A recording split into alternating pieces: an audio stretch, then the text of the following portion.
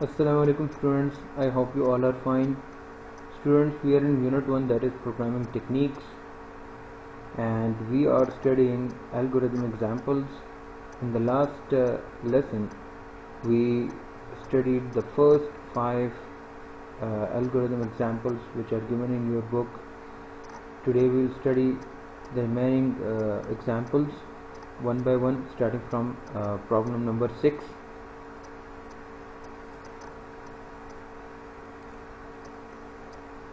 Problem 6 says to find the area of a parallelogram. We have to write an algorithm which can find or can calculate the area of a parallelogram. So first of all we have to decide the variables. This algorithm finds the area, and for area we have declared the variable, we have decided the variable, that is AP in capital, area of parallelogram. Of a parallelogram having base, which is denoted by capital B, and height represented by capital H. Now the first step is to read the value of B and H, because the area of parallelogram is equal to B multiplied by H. Once we have got the input, step 2 is set AP. AP stands for area of parallelogram is equal to B multiplied by H, and then AP is displayed. For that reason we are using the output statement, that is write AP and then exit. It's a very simple algorithm.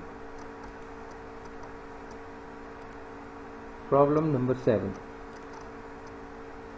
It says to find the area of a rhombus or trapezium. This is also very easy. You just have to know the variables. This algorithm finds the area of trapezium, and the variable is a trap in capital. Having A and B are the lengths of the parallel sides, and H is the height. Height means the perpendicular distance between these two sides, so, or between the sides. So the algorithm will be, step 1 is equal to read A, B and H, because these are the required input variables. So first we have to input the values of A, B and H. After this, step 2 to set the value of a trap, and the equation or formula for finding the area of a rhombus or trapezium is A plus B divided by 2 multiplied by H. So we have to write the equation, or in programming we call it expression. Step 3 is to output the value of a trap, that is area of trapezium, and step 4 is exit.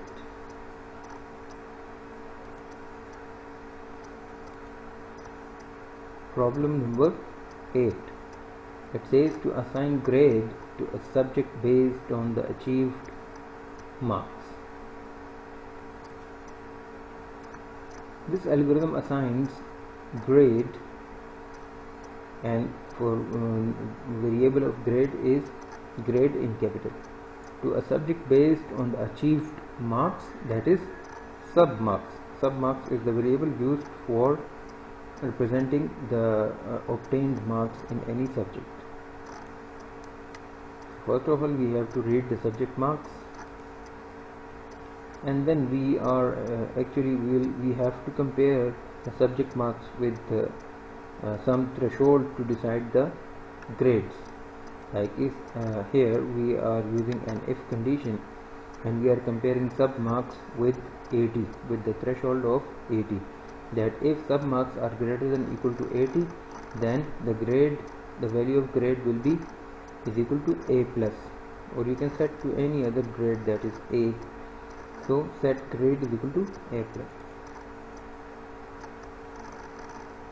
If sub marks are greater than or equal to 70, here we are having multiple conditions, so in that case we have to put else if. So sub marks are greater than or equal to 70, means that the range is between 70 and 79. So in that case the grade will be A. Another condition, if the submarks are greater than or equal to 60, means the range is between 60 to 69, then the grade will be B. And then if the marks are greater than or equal to 50 up to 59, so in that case grade C will be assigned. And if the marks are greater than or equal to 40 up to 49, then grade D will be assigned. If the marks are greater than or equal to 33, which is the last threshold for passing marks, then we will assign grade E. Else, if the marks are below 33, no matter whatever the marks obtained, but if they are below 33, then we will simply assign grade fail. And here end of if structure.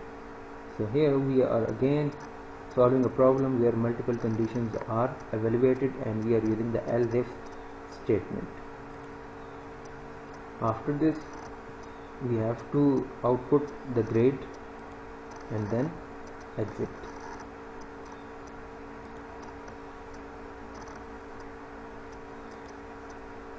Problem number 9 says to find the interest on an amount. Like in banks they used to find interest, they used to take interest or give interest on at different rates for any specific amount. So here the algorithm is, this algorithm finds the amount of interest, and interest is represented by capital I, that is the variable used for interest, where principal amount is capital P, the rate is capital R, and the time is capital T.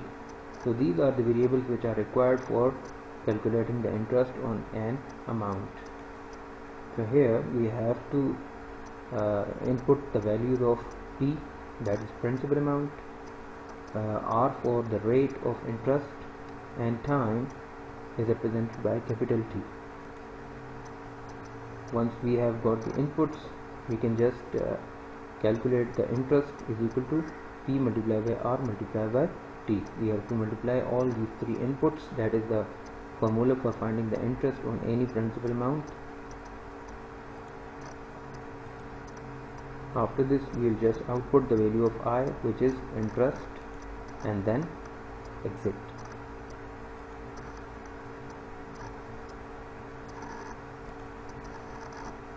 Problem 10 says to calculate the exponent of a given number. Algorithm.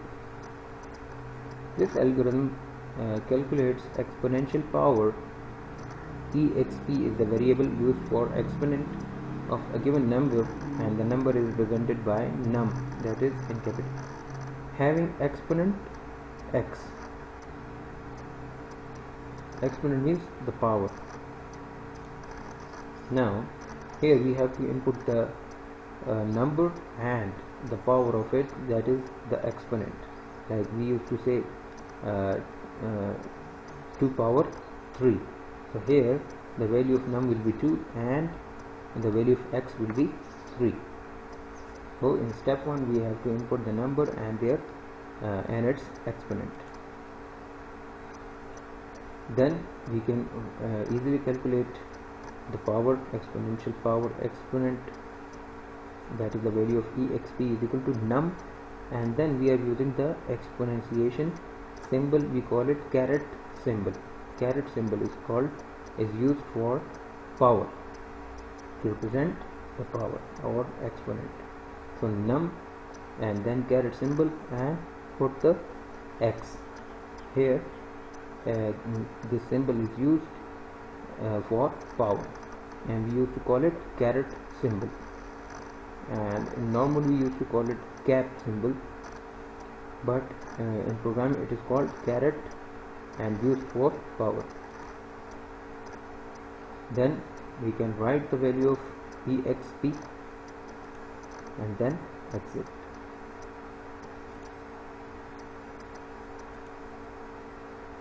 Problem 11 says to find a sequence of odd numbers starting from a given number.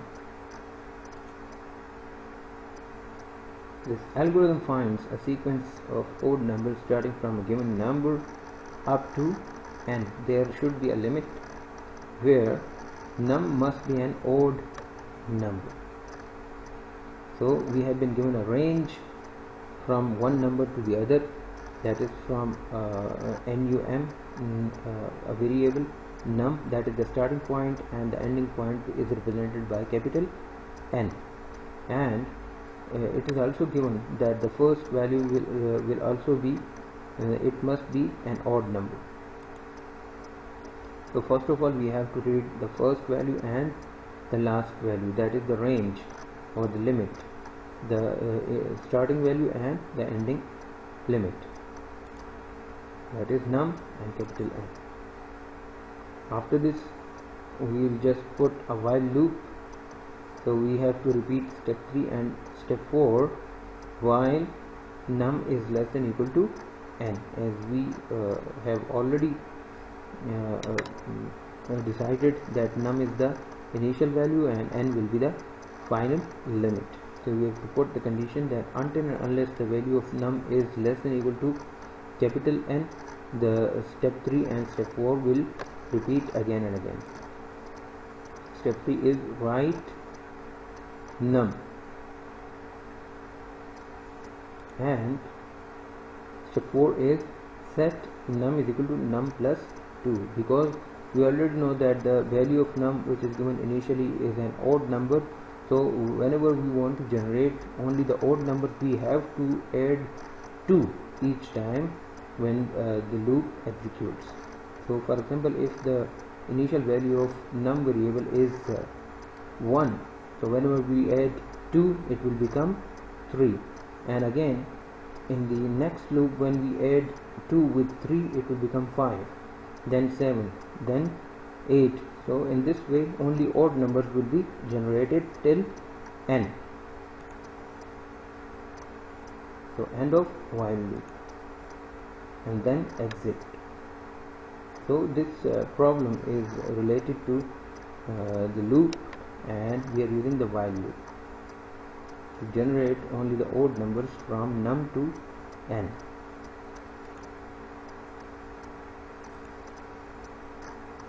Problem 12 says to count multiples. Mul is the variable to represent multiples of a given number lying between two numbers. So here a limit is given and we have to find the multiples of any given number within that range. This algorithm counts multiples, that is capital M, of a given number, that is num, lying between two numbers, that is n1 and n2. n1 and n2 are used to define a range of numbers, and we have to calculate, we have to count the multiples of any given number within the range of n1 to n1 to n2, where n2 is greater than n1, of course. So we have been given a range, and the range is from n1 to n2, and we have to count the multiples of the given number, that how many numbers are there which can completely divide the given number. First of all, we have to read the value of num, the number for which we want to count the multiples within the range from n1 to n2, and then we have to input the value of n1 and n2 to define the range of values. Now initially we will set the value of m is equal to 0. After this we have to use a for loop in this case, and the initial value of the loop variable, that is a, will be equal to n1, and it will lead to n2, means the last value of a will be n2. Step 4 will always set num is equal to MUL, that is multiple is equal to num, and then we are using the modulus operator and a. Num modulus a, it will always give you the remainder. So it will actually divide the value of num by the value of a, and whatever the remainder is will be the output and will be stored inside the variable MUL, stand for multiple. Next we are putting a condition. If the value of MUL is 0, it means that the value of num is completely divisible by a, which shows that a is the multiple of the given number. So then m is equal to m plus 1 means that we have found one multiple of the given number. After this, next a means next iteration of the loop, and then right, and finally we will have the multiples, the number of multiples in the given range for any given number, and we will just output those number of multiples, and then exit. Here in this algorithm it is a bit difficult to understand the overall process, because algorithm is a short way of writing the logic of the program. Whenever we will be implementing the same algorithm in programming, then we will solve it in a stepwise manner.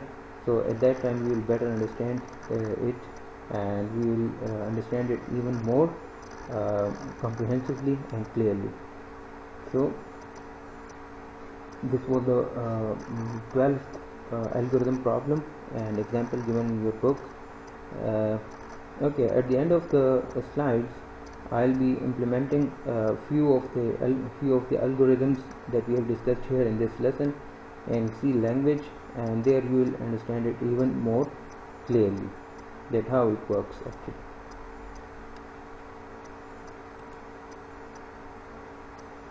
Okay students, that's it for today. If you have any question you can ask me in the comments, and after this I'll be implementing some of the algorithms which we have discussed here in C language, so don't forget to watch that video. Okay students, now I'm going to implement the algorithm of problem 11 and 12 in C language. I've opened dev.c++, new document, and problem 11 says to find a sequence of odd numbers.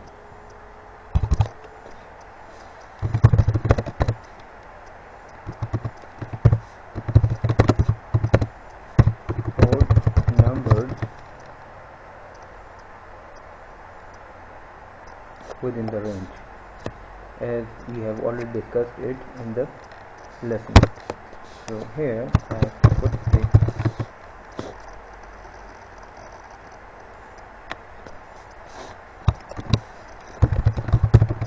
include the header file,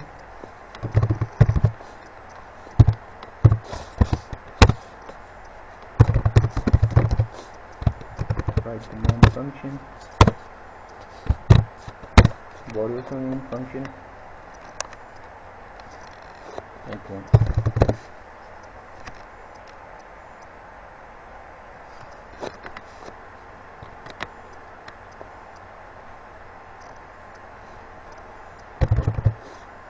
That is the initial value, which must be odd, and then the last limit will be n.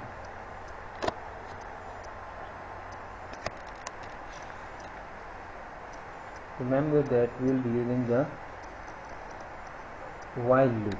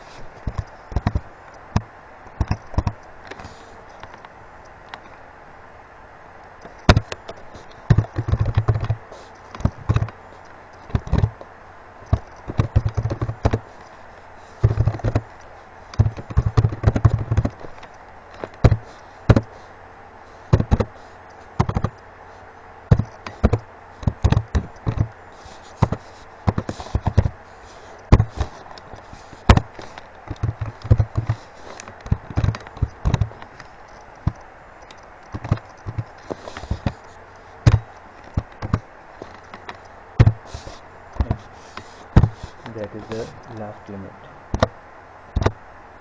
Now here we will put the condition that while num is less than equal to n, write the loop body. Inside the loop body we have to generate the odd numbers.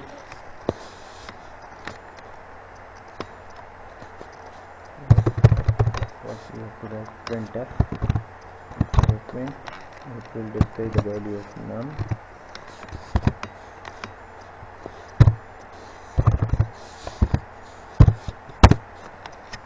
And then we will write num is equal to num plus 2. We have to increment it by 2 each time when the loop body executes, because we are going to generate odd numbers.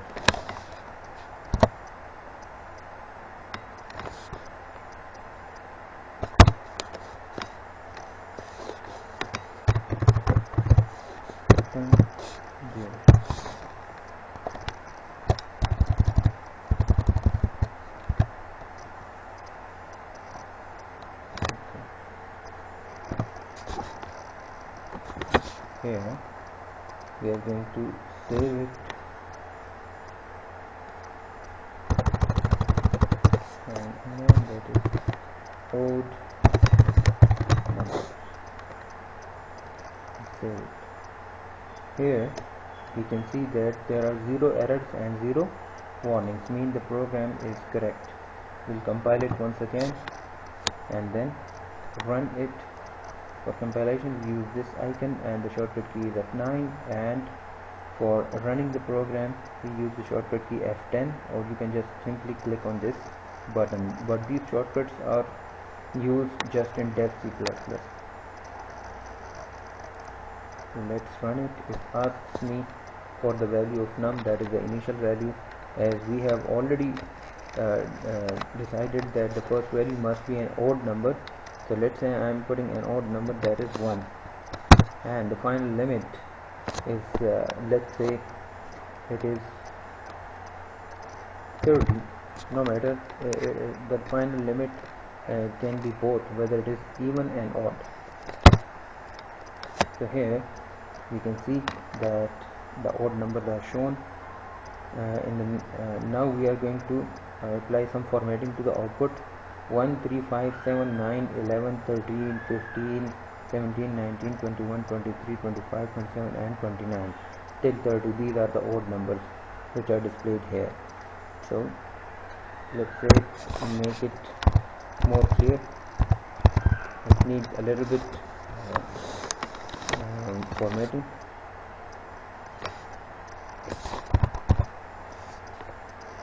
You can separate it by applying some escape sequence. Compile it and then run it again. Let's say the number is initial number is 1 and up to 30. So now you can see that numbers are generated. These are the odd numbers that you can see here. Okay, apply some more formatting. Here we just have the printf statement to make the output more presentable.